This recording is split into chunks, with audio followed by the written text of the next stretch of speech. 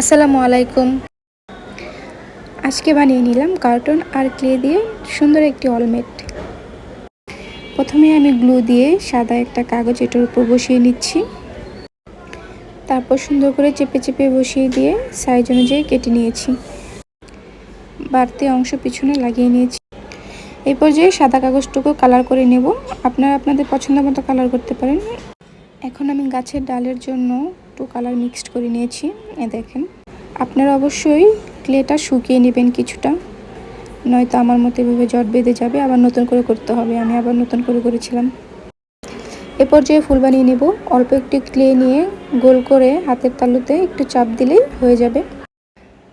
এভাবে 5টি পাপড়ি বানিয়ে একসাথে অ্যাটাচ করে দিলে আপনার ফুল রেডি হয়ে যাবে।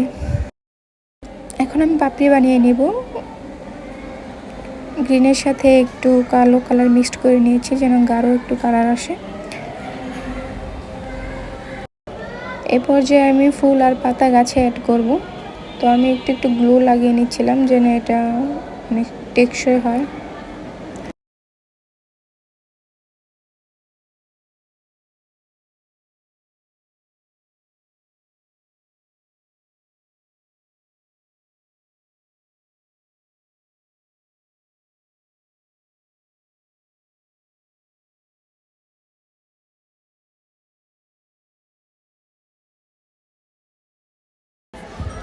আমি ফুলের মাঝে এখন সাদা কালার দিয়ে একটু ফোঁটা দিয়ে দিচ্ছি যেন ফুলগুলো দেখতে একটু রিয়েলিস্টিক লাগে।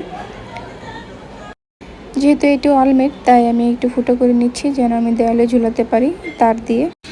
সবাই লাইক, কমেন্ট এবং ফলো দিয়ে পাশে থাকবেন আশা করি। আল্লাহ হাফেজ।